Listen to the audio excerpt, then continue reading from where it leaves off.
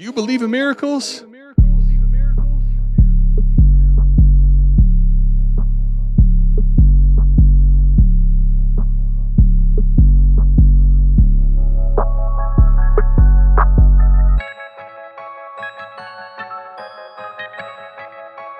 We got Fizzle in the house. Fizzle, what's good, man? Fizzle, glad to have you here. Let's go. This the South Harmon Podcast. Glad you here today. Hit that Patreon link if you here to stay. Dynasty best ball, that's my favorite way. 40 chess trade show, let's make a trade today or check a AMA. You know Adam at the ATM. Mike always in the building, he gon' stay with him. They gon' start every show off with their own trade. Fantasy's a big ocean, they made their own wave. Make sure you tapping in Tuesdays and Saturdays. Tuesday night, Saturday morning, ain't no better way. Hit that notification bell when the news break. Go subscribe right now, don't get the news late. Destination Devy, that's the team. Dynasty Football, man, that's my favorite thing. I remember Biggie said it was all a dream. Now people watching on their phones and computer screens. Welcome to the team. Welcome back in, everybody, to another edition of the Dynasty Trade Show. And as you can see, Adam's not here. He's taking the week off. I gave him the week off. That's what I'm going to go with since, I own the company. I'll make some management decisions. I gave him the week off. No, he's taking the week off. But what you're going to lack in production quality with now Adam running the show, you're going to make up for in entertainment. And especially if you can see, we got an incredible guest. Cody Carpentier was nice enough to hop on and grade some deals. I can't do this by myself. What's going on, Cody? I'm excited, brother. I appreciate you having me on. I appreciate it. As soon as you sent the invite, done. Give me the date. Let's do it. Let's get this baby dialed in. So I'm excited. It's dynasty season. It's trade season all the time. So no better time than now to make trades and to talk trades. So I'm here. I appreciate you. I tried to get some ones that were all over the map. Different perspectives, different grades of deals. But of course, I always have to start it off, man. If you listen to anything we do, the intro song that Fizzle made, we always start off with our own deals. So let's get it right here. Here's the deal. Here's the deal. Baby. I acquired Davante Adams, Cooper Kupp, Evan Ingram, and James Conner, and I sent away Hunter Long, Trey McBride, Peyton Hendershot, Zach Evans, Israel Bandakanda, Sean Tucker, Quentin Johnston, and Jordan Addison. Now, most of these deals, Cody, I will just read them off. We could talk about them in a vacuum, but because this is so crusty and I don't want to get Castle Black here dunked on too hard, it is a best ball league. Castle Black is rebuilding. He took over an orphan that was in the absolute shitter, and nobody's been willing to trade with him. So I figured I'd set up a terrible offer. What's your thoughts on this one? I'm just trying to write it all down because this is the way I like to we got a trade show over on our Patreon as well, and it's like I like to write them all out while I'm talking about them, and then kind of, without even looking at a calculator or anything, just kind of diagnose it and say, all right, why does this make sense? Why doesn't this make sense?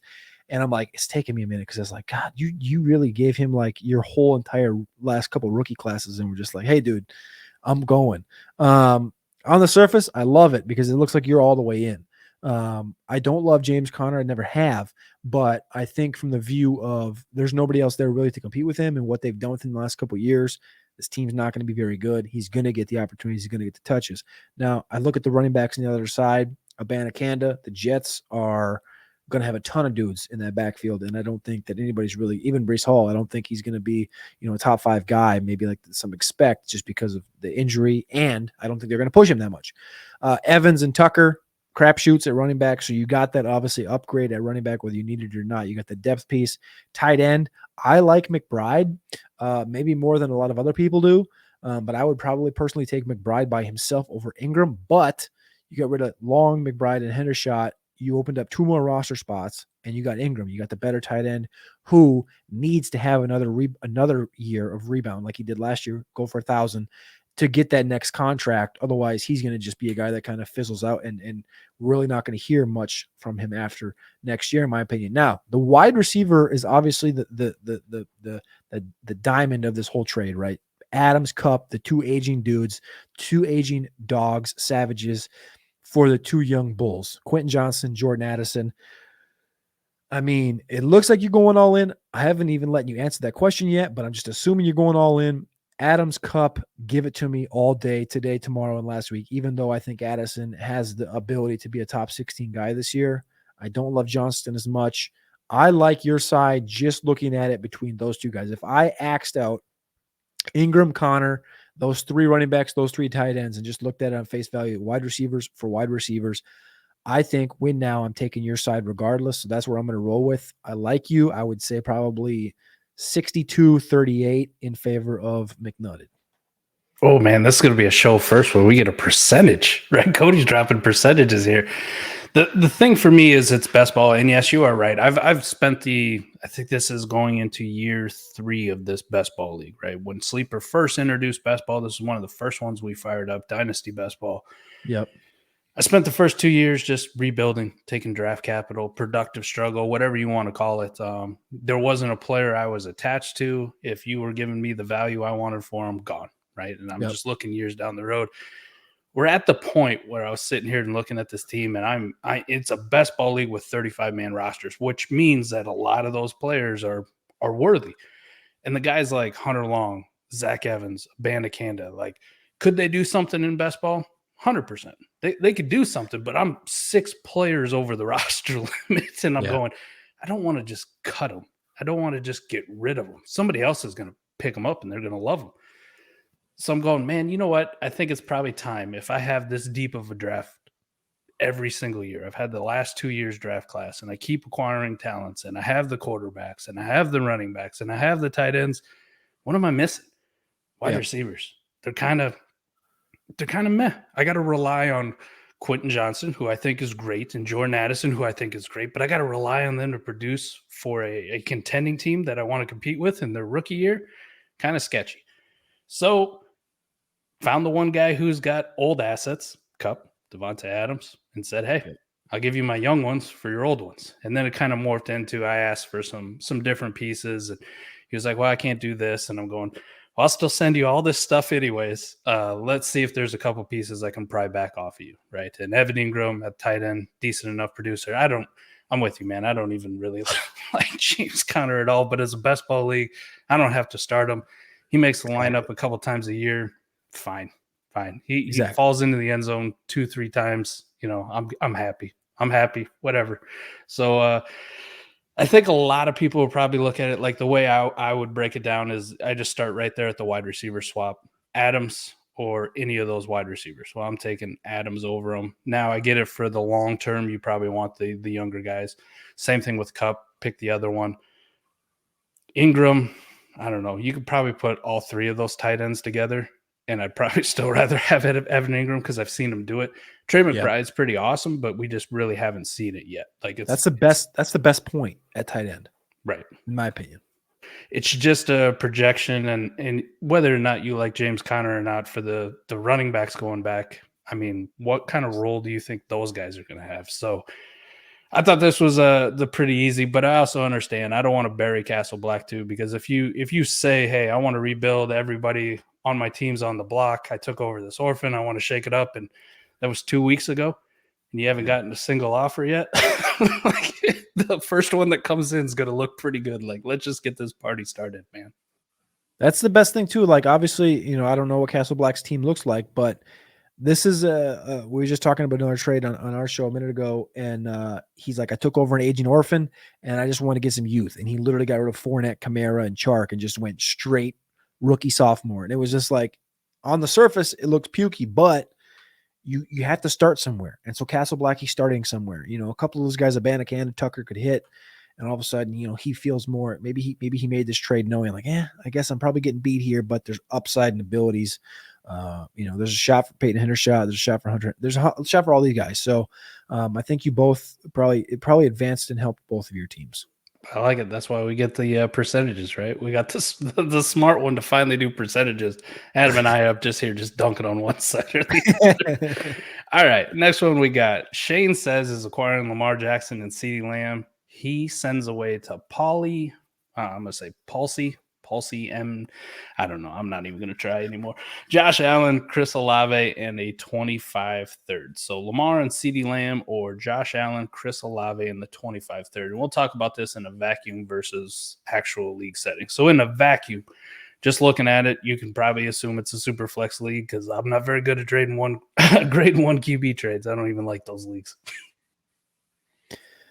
I would say so. The quarterback thing for me is pretty cut and dry. Give me Josh Allen, by a bit. I would say by a bit, just as far as my expectation of career longevity.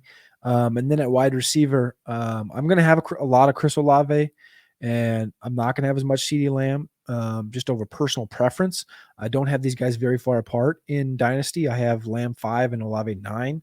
I know some people have Lamb all the way up to 3. Completely understand that, completely see it just because of that offense, situation, connection with Dak.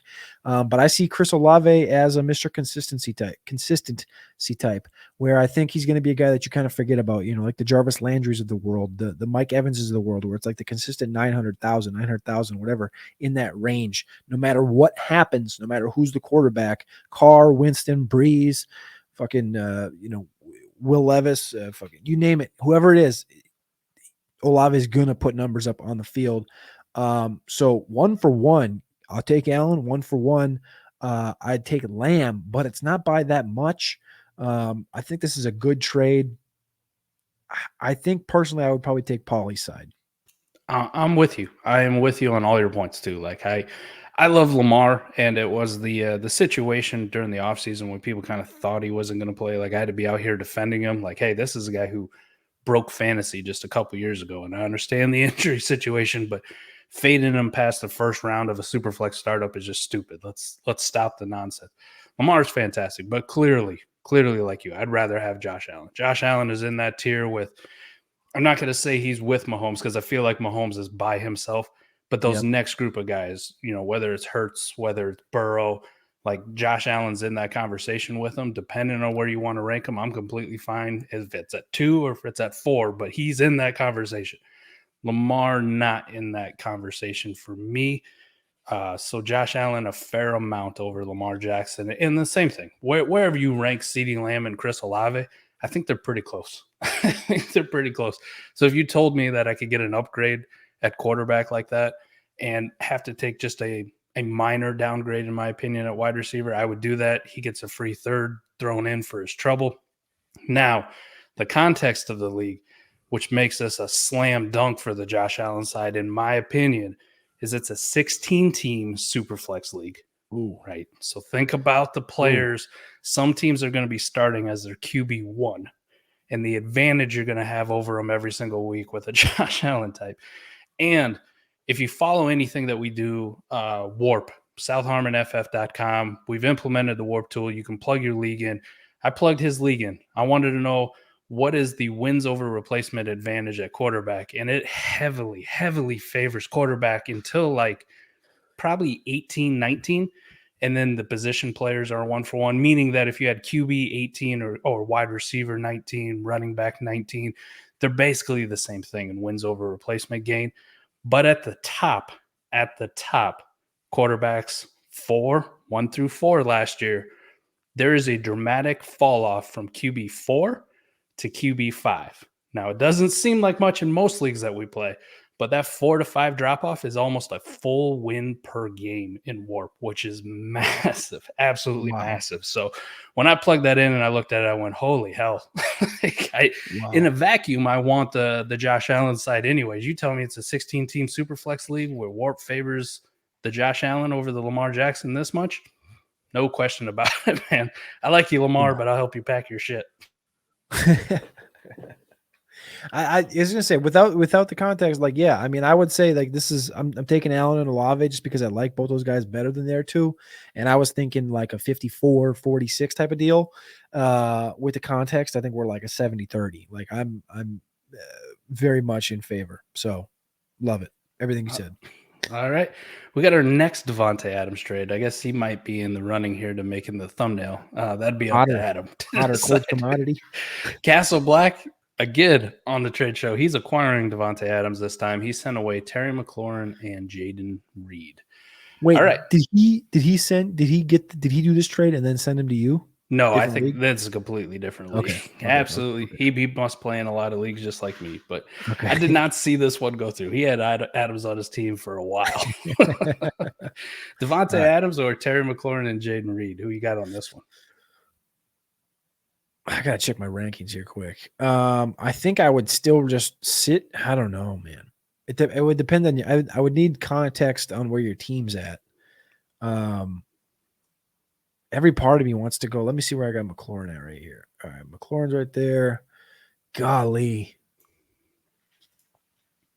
I think in context of assumptions, I'm assuming Castle Black's in a win now spot. I'm going to take Adams. Wow, this is a tight one for me though, because I really think Reed is like. I love Reed, and I think McLaurin's still underrated. It's tough for me too, man. I'm gonna go 50-50, and I'm just gonna go Adams because I'm assuming Castle Black's in a win now. That's fair. If I had told you here before we get to the actual context of it, he doesn't put whether or not he's trying to win now or not. It's just a 12-team Superflex start 10 lineup. The start 10 for me, when I look at the context, I go, I don't know how comfortable I'm ever until I actually see it. And I think when I do see it, I'll be able to buy in a little bit more on Jayden Reed. But out the gate, I mean, you're not going to be comfortable at all plugging him into a start 10 lineup. And if you are, your team's probably not very it's going to take good, a while. right? That's the problem, yeah. Let me ask you this, Cody. Between Adams and McLaurin, obviously Adams is the older wide receiver, but when you look at it, like with a wide receiver who's going in, he's going to be 28 before the season starts for McLaurin. When you look at that, do you think it really matters the age difference between the two? Because Terry's kind of already hit that point, at least in value, ADP. You see it in trades like this where people go, all right, we just kind of lump them in with all the other old wide receivers. If you're over the age of 28, it don't matter if you're 28 or 31. It's just about whether or not you're producing. Yeah, that's the thing. Like I think we all had this preconceived notion that McLaurin was going to reach that, that Adams, Diggs, Kupp type of a situation. It's just never going to come to fruition unless, they get Caleb or Drake next year. Then I think there's maybe a chance. But I don't see that happening, especially because that's not going to be until he's almost 29. So I think he does get lumped into that. For me, he gets lumped into like that Christian Kirk, that Deontay Johnson, it's just like that shitty pile. Amari Cooper's in that pile, even though I like Amari Cooper. Like he just gets thrown in there. And it's like, that's like a full tier, maybe 2 tiers down from Adams for me right now. And I don't have Reed. This might be a hot take. I don't have Reed that much lower than McLaurin. I got McLaurin at 34. I got Reed at 39. So you are really I got high on Reed hellaciously high. But again, I've seen Reed in person. I've seen him in the flesh. I've watched a lot of Reed. Like I really believe in him. I think there's over 200 targets open in Green Bay. Like you said, it's going to be tough for you to click that button and save your roster with Reed in the starting lineup every week, especially probably for the first 6 weeks until it's like bona fide. This is the dude, especially with Love. We don't know what that offense looks like, et cetera, et cetera. That's why I was like mulling it so hard. Is like, I don't love McLaurin as much as that thought was going through my head of like, I love Reed. And my expectation is Reed's going to, level himself up as much. You know what I'm saying? Like I think we know what we know about McLaurin and Adams. It's really just how much is left. That's why I think this is so interesting. It is tough, and especially when you say that you're operating from a position where Adams is on we can definitely say the downhill slide of his career. Yeah. Now I kind of changed how I ranked wide receivers specifically this year, where I stopped giving a shit about age so much and just started projecting, are you going to be good for another 2, maybe 3 years? And really, I'm only looking at 2. This is why I'm so much higher on Tyreek Hill than it seems everybody. They're going, well, he said he's going to retire after this contract. Yeah, that's in 3 years. I don't care. It doesn't matter. Bingo. Until then, he's a wide receiver 1. That's all I'm looking at. So, I mean, we can do this. It feels like we've done it forever. We had CeeDee Lamb on an earlier trade where we were talking about it, and CeeDee Lamb's nice, but it felt like it from his rookie year, all of a sudden he's elevated in that wide receiver 1 category, and he's never really produced as a wide receiver 1 overall level ever. It just feels like because of age, we always put it in there. So for me, Adams is still elite. I don't care if it's Derek Carr. I don't care if it's Jimmy G. If it's Aiden O'Connell throwing him the fucking football, he's gonna be fine. I might care a little bit, okay, just a little fucking much. But I didn't care. I didn't care too much back when it was Deshaun Kaiser throwing him the football. Facts. Like it didn't seem to matter for him then. So he's just good at football. Terry's always been underrated, and I really like Terry. And I feel like I'm beating the drum all the time for Terry McLaurin. And then you look up, and it's like he's always been a back end wide receiver too. He's 28. Is it ever? And man, by the time you kind of said it, like if they get Caleb Williams next year, could it click and could he elevate? Yeah, but we saw Amari Cooper have a fantastic season last year, and he's still criminally going in like 8th, 9th, 10th rounds of these startup drafts. Nobody gives a shit because he's 29 years old. No one cares. No one cares. So it could probably be the same thing with Terry McLaurin. I think at a start 10, I'm just going to take Devontae Adams. You can have the McLaurin piece, and even if you really like Jayden Reed, like you really believe in him, I'll let you make that bet. Just give me the guy who's good. Right. That's what I'm saying. It's like I'm on the fence about it because it's two pieces, and I'm high on Reed, and I'm still like, you can't. It's like you still have to go with that. It's just, you laid it out perfectly, I would say, honestly. If you weren't high on Reed, like if you replaced this with one of these, I don't know where you're at. I replaced it with fucking Romeo Dobbs, I would laugh at you. Like there you go. That's what I'm saying. That's where we're at right now. Like that's the difference here. Like let me scroll all the way down to the bottom of this list. If I replaced it with Isaiah Hodgins, or I guess that's kind of a hot guy on Twitter. Or replace it with I don't know, Trey Tucker. You can use Isaiah Hodgins. This show isn't an Isaiah Hodgins friendly show. Don't worry about that. I don't know. It depends on the person, dude. You roll up on Twitter one day and it's like Isaiah Hodgins is the fucking whatever. Pass. Yeah, I mean, come on. I'd be lying if I didn't say I picked him up a couple times last year. But right. The point stands. It's like I'm extremely high on Jayden Reed, and I still think this is a no-brainer to go Adams because it looks like, I would say, Castle Black is in the space to win, and I mean that's what we do in Dynasty, right? We're always in the place to win, and that's what Devontae Adams is going to help you do in 2023 and probably 2024. Let me ask you, if this was a best ball versus a lineup league, with how high you are on Jayden Reed, would you want the two shots at potential, because you have these guys relatively similar, the two shots at back end wide receiver 2s, or the one shot at a potential wide receiver 1? Did you say a roster size in this league? He didn't put it on here, but I just assume, like most best ball leagues, I'm probably doing like 30, say at least 30. I'd probably just roll with Adams, honestly, just because I have no idea what he has on his roster, but the thing with McLaurin, like you brought it up, it's like he's always been like a back end wide receiver 2. It's like every time I've owned him, it's like, cool, I'm going to start McLaurin. And I come back and it's like 12.5 points. I'm like, motherfucker. Yes. I get pissed playing him. And like I told you, I'm high on Reed, but my expectation isn't that he's going to do shit the first 8 weeks. So it's like, if I'm winning now, just give me Adams. Like he averaged 19.7 points per game last year. Like, come on now. Like, what are we doing here? Like, let's just give me, you said it earlier. Everyone says it a lot, give me what I know. We've seen it happen. We know he can do it. I haven't seen McLaurin hit that 19.7 points per game. I haven't seen Reed touch the football in the NFL. Give me what I know. And that's Devontae Adams, pushing 20 points per game. Let's go. I love it, man. If you want these hot rakes, they could check it out on your Patreon, can't you? Patreon.com/the executives, which I'm also a member of. Well, shout out to you guys, man.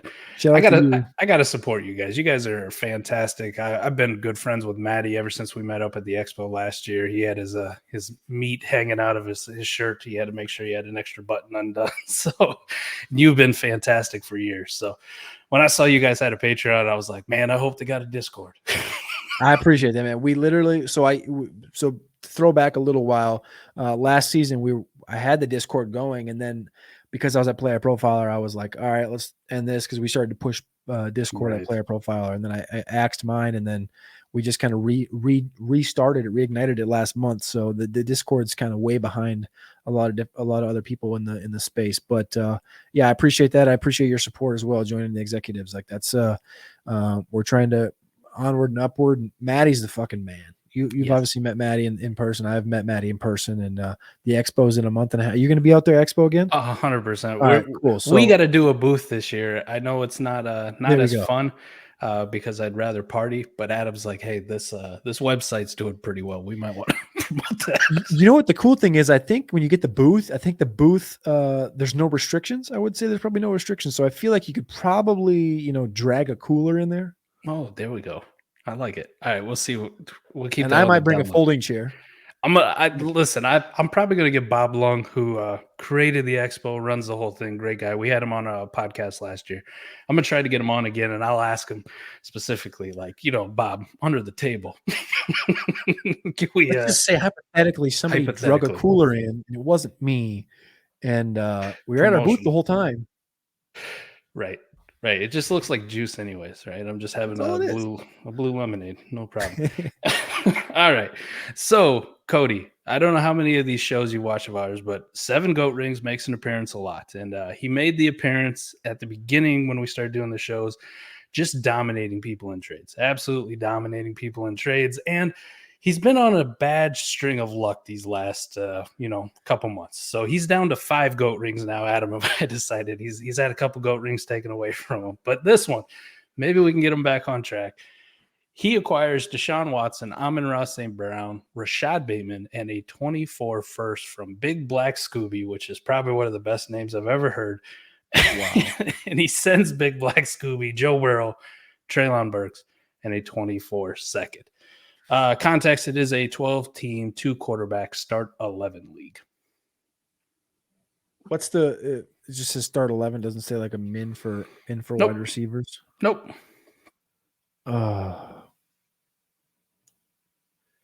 Every part of my body wants to say Burrow, Burks. But I got Amon-Ra too high, and he's got that first-round pick. I know. I'm really kind of out on Bateman at this point. And you could call me a fool for this, but this is like, 4 strikes, you're out for me. Right. The cortisone shot in the middle of the summer. I'm not a doctor, but my wife is about 8 months away from being one. And getting a cortisone shot in the middle of the off season is cortisone shots not meant to last 8 months. Right. Put it that way. So my confidence is extremely negative on that aspect. I'm high on Burks this year. Obviously, I got Burrow very, very high. I have him higher than Josh Allen. I think I have Burrow at QB2. Got him at QB2 in Dynasty. Watson's a tough dichotomy. Dropping from Burrow to Watson for me goes from 2 to 11. That's a big drop off. You just talked about the difference between 4 and 5 in a 16-team league. You said this is 12-team, right? Yes. So then the question comes in, if you're dropping from 2 to 11 at quarterback, what's the difference there? Is it that first-round pick? Could be. Then you go to wide receiver, Amon-Ra and Bateman versus Burks. It's not really close. I think Amon-Ra by himself is better than Burks in that second-round pick. So I think I'm going to ride with Goat Rings here because I really like that pick. And I think Amon-Ra, that's really what his saving grace is for me. It's tough for me, though. I don't think if I was on either side, I don't think I would make this trade. Like, right. Does that make sense? Like, I don't think if I was Goat Rings, I don't think I'd be like, oh, I want to get rid of Burrow and go get this. If I was Black Boy Scooby, I don't think I'd be like, yeah, I want to get rid of Amon-Ra and I want to get rid of this pick. Like, I don't think I'd make it in either spot. But for the context of this question, I'm going to go 55-45 Goat Rings. I get you. I definitely want Burrow over Deshaun Watson. Now, I'm a lot higher on Deshaun Watson than a lot of people are. It's been a hot minute. Like you said, 11. I got him at 9. I got Burrow at 4. He's in that second tier, right? I don't do so much like numbers. It's just more like, are you in that tier? Yep. The next tier after that elite group of quarterbacks, though, is Deshaun Watson. Like that is one of the only quarterbacks there where I feel really good if I get the pick at 111, 112 in a new startup because I think most people hate him. I could probably still swing Deshaun Watson and still feel like I got a top 9 quarterback. It is a gap, though. It is a gap. And like I said, the warp advantage, not quite as big in this league because it's a 12-team league versus a 16-team, so it's a little bit more condensed. You're only talking maybe 0.2, 0.3 warp wins per, wins over replacement.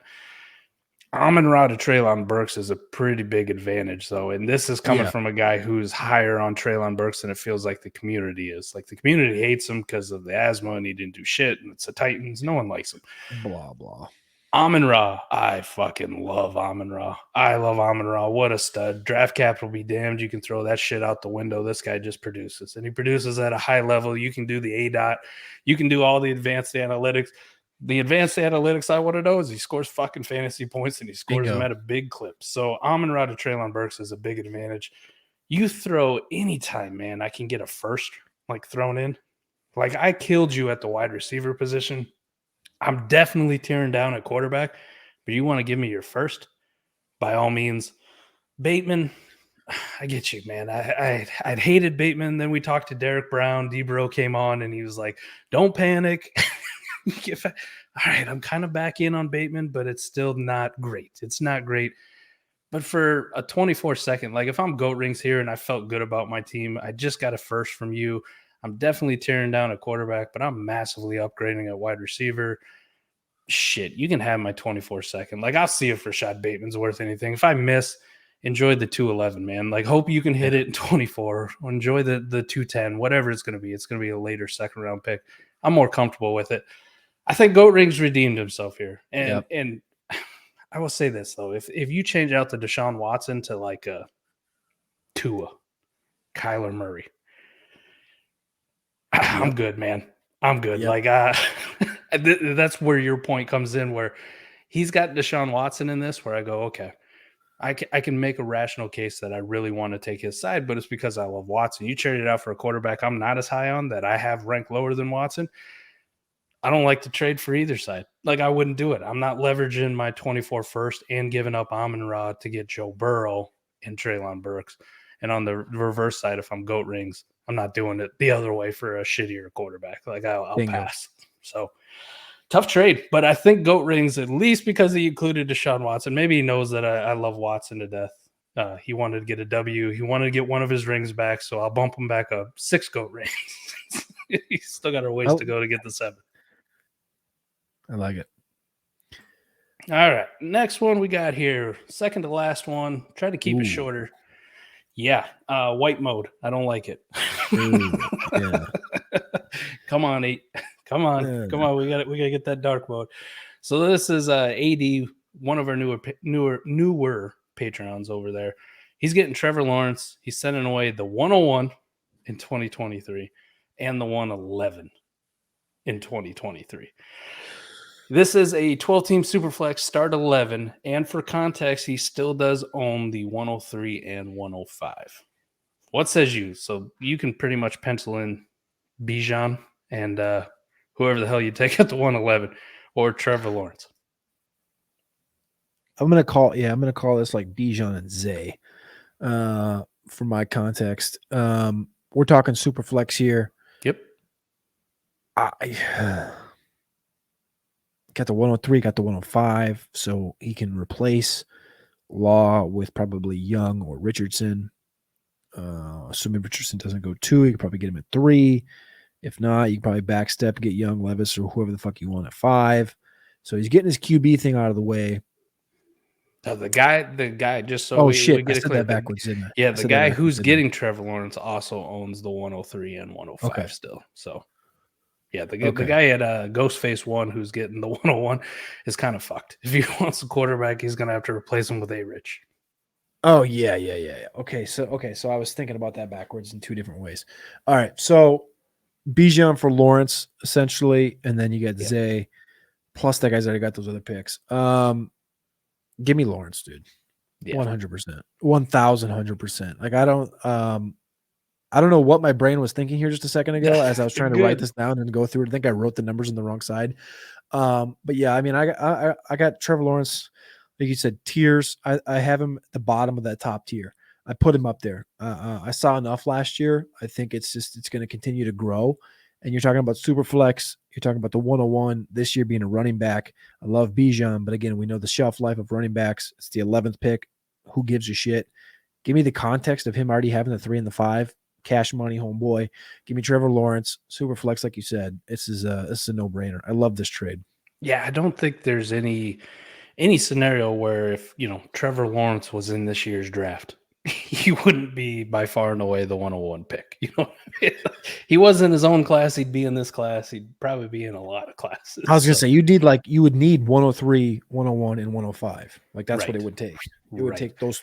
It would take 3 top 5 picks to get Lawrence if he was actually the 101. The only scenario I could see is if, maybe we had a point per carry league, right? It's not in here, it doesn't say, but maybe it was a point per carry league. You wanted to take a Rich. You also had the 103, the 105, and you're just trying to load up with as many weapons as humanly possible. Or, we kind of saw it was a hot button issue this week, the quarterback horde, but I'm never a fan of trading away a quarterback, like an elite quarterback for this. Yeah. Like the Zay Flowers is nice, but bro, the 111, like to trade away an elite quarterback in today's market, hard pass. I thought this was pretty easy for him, other than the white mode. So I'll knock off a couple points for that because that's horrible. Let's go from 80-20 to give him 75-25 instead because of the white. There we go. 75-25. I like it. I can get behind it. All right. Last one we got here. We'll get you out of here, Cody. This one's crustier, gross, and I'll give you the context right off. But I don't always like to talk about bangers. We like to talk about disgusting ones. So Rongo is getting the 302 in 2023 and a 24 second. And he sent away Van Jefferson, Daniel Bellinger, and Malik Willis to do it. It's a 12-team Superflex. It is a best ball league. So, not all these assets are dead, completely dead weight. And start 10, half PPR. What says you? Do you want the picks or do you want the junk? Before you said best ball, I was just going to say, give me the fucking picks, and I can offload my I failed at Willis. A lot of people failed at Willis. Yes. I'd offload my failure with Willis. I like Bellinger. I love Bellinger. I thought he was I comped him to Dalton Schultz before the draft 2 years ago. And that comp was not in context of Dalton Schultz being all pro. That comp was in context of Bellinger taking 4 years to break out. Right. And it turns out, he was like, hey, I'm here. What's up? And so that's cool. And then Darren Waller showed up. So it's a little tough. Van Jefferson, though, I was talking to Alex Dunlap at Roster Watch. I will say this just because I just said it on my Patreon.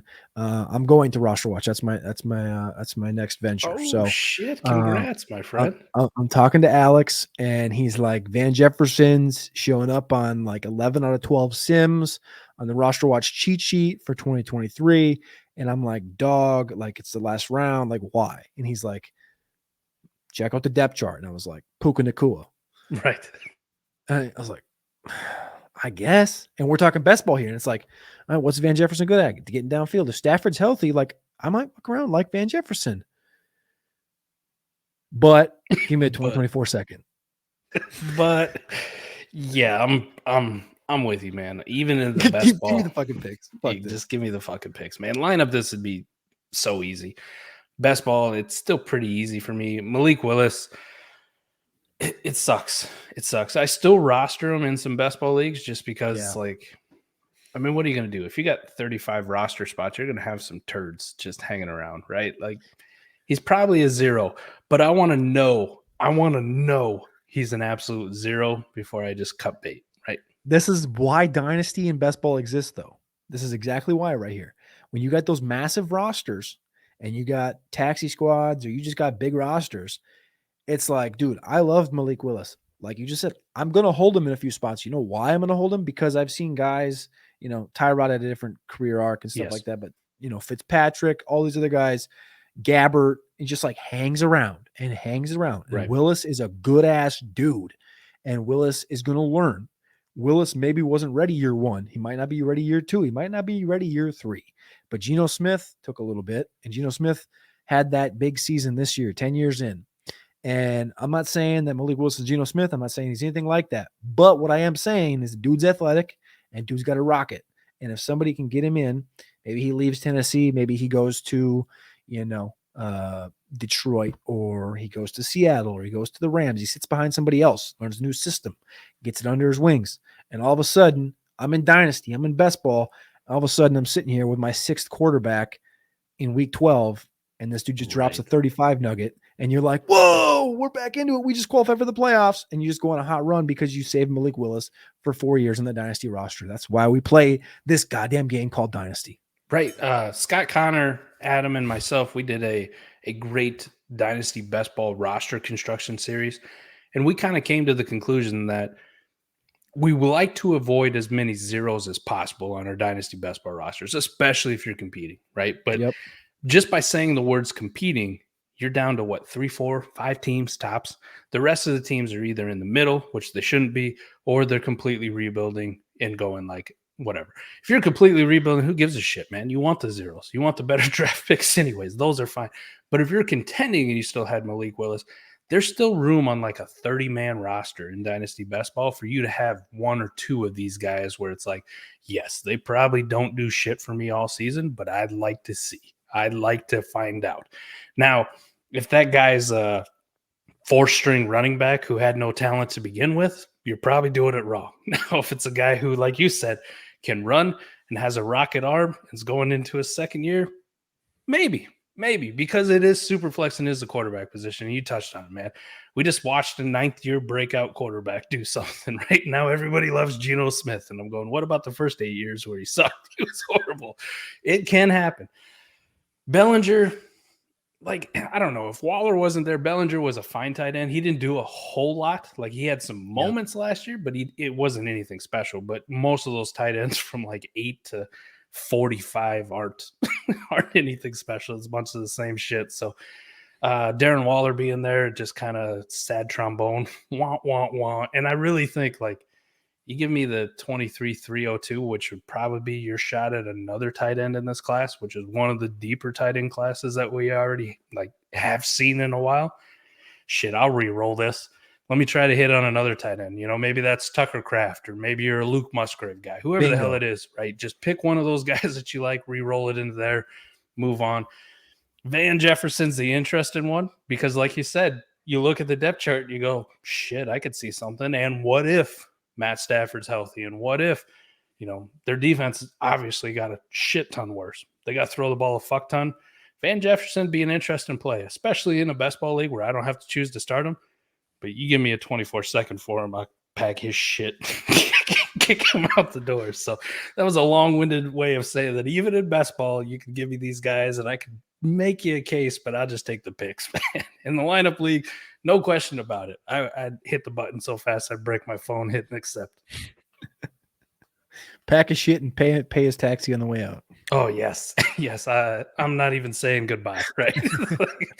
like it's like when my kids turn 18, I won't even say goodbye. Their shit's already outside. See you later. Truck's back. I'll pay for your last tank of gas. Get the fuck out. Yep. Good. Car's ready to go. Bye. It's been nice. That's all I got there. We'll put you back up here full screen. That was 6 trades, 45 minutes, get you in and out. We could go on for hours about trades. I love talking Dynasty trades. You and Maddie do a great job over there. You got what, Tigers Trade Show? We got Tigers Trade Show. Yeah, that we used to do a show. It was just me and Tiger. It was called Tiger Ball, and that was when he had just turned 11 when we started doing that, and it was just getting. He's been playing fantasy for. I mean, we all played fantasy. I mean, at least I did when I was like 9, 10, 11. Right. And I got him playing it, and he's like, "I want to play," and I was like, "You want to do a show?" And he's like, "Yeah." He's super nervous and all that shit. And so we did a show. I don't know. We did a dozen shows or whatever. And then this year I was like, how about we roll this over into Tigers Trade Show and just have him analyze shit. So that's kind of how that came about. And it's it's all centered around him. And yeah, so it's interesting. Trade shows are doing great. I know they got the Dynasty Trades in 5 on YouTube. Oh, you guys do the 4D Chess Dynasty Trade Show. It's a great concept. Yeah. Yeah, this just kind of came by happenstance, right? One day, Ray was like, hey, would you like to hop on with me and do the Dynasty Trade Show? And I got on there and made a real hot T. Higgins take, and I've stuck by it ever since. And eventually he just handed it off to Adam and I, and we kind of ran with it, and then it became our own thing. So it's kind of crazy. Trade Show is one of the better things to do, too, because we just get to sit on here and grade other people's deals. We do start off with our own so we can get made fun of if we make something bad, but it is that pressure, though. right? We're up to doing two of these a week because one wasn't enough. The people, they wanted more. The patrons are like, I need my deals featured. I got all these deals. You guys only talk about 7 or 8 because you won't shut the hell up. All right, well, fine. We'll make a second one. So trade shows are fun. There's a way to get after it. I really appreciate you coming on and roster watch, huh? That's going to be awesome. Like, oh, I'm excited for this. You think I got a cowboy hat on because I'm from Virginia or Minnesota? I got the cowboy hat on because I got to represent for my boys in the Hill Country in Austin, Texas. So, yes, sir. Roster watch. Let's go, Cody. Thank you so much for hooking up. This has been awesome to have you on here. Followed you for a long time. Anything else that you wanted to get out there? You got the Patreon, patreon.com/the executives. You and Maddie. Make sure everybody's going and check that out. Anything else people can find you at? Obviously, your work's going to be at Roster Watch here pretty soon, so. Yeah, we'll have to stay tuned for that one. I just say stay tuned in, stay tapped in. The executives on Patreon and then over on Twitter at Carpentier NFL. There's I got a couple more things in the pot. As I told Maddie on one of my other shows we were doing the other day was I got a couple of irons in the fire. So it's not just roster watch. I got a couple other things, a college show coming this year and a dynasty-based show with another analyst coming this fall as well. So a lot of things cooking. You can find it all. Just go to Twitter. It'll all be there. So I appreciate you as always, Mike. Again, you call me. I'm here always. That's it. Easy. I appreciate you, buddy. And hopefully next time we get you back on, it'll be with Adam here. He's not taking a week off. We'll get the whole gang. We'll get the trifecta. You going to be at the expo as well? Yes, sir. Believe that. We'll link up there. We'll definitely link up there. We're going to go hard as hell. We got a shit school. The South Harmon Institute of Technology has an Airbnb for the shitheads. So I love that'll be wild. Okay, I got it now. I knew about the shit school, but I didn't know about the shit B&B. Yeah, the shit B&B is going to be there. So that'll get wild, but we'll hook up with you then. Everybody else, patreon.com/South Harmon. $1 gets you in the door. You want your deals featured, plus you get access to an awesome community, always talking strategy, trade advice, plus a whole bunch more. And the Warp Tool, southharmonff.com. Go check it out. Will change your life on how you look at trades. Trust me, it will. Some of them 16-team leagues, you go, holy shit, I should pay more for these quarterbacks. But that's all I got for you. We'll see you back here, same time, same place next week. Adam will be back. Love y'all. I'm out of here. Peace.